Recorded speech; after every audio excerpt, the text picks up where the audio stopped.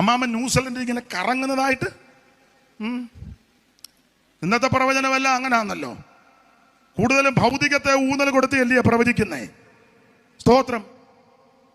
നിങ്ങൾ പ്രവാചകന്മാരെ നിങ്ങൾ ശ്രദ്ധിച്ച ഇച്ചിരി കനവുള്ളവനാണെന്ന് കണ്ടു കഴിഞ്ഞാൽ ചില പ്രൊജക്റ്റുകൾ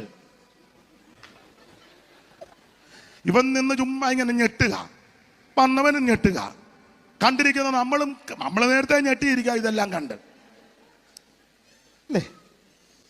മകനെ ചില ഇപ്പോഴത്തെ ചില വിദ്വാന്മാരെ കണ്ടില്ലേ, പ്രൈസ് ദി ലോർഡ്. പിന്നെ ഇവര് മിണ്ടുകയല്ല.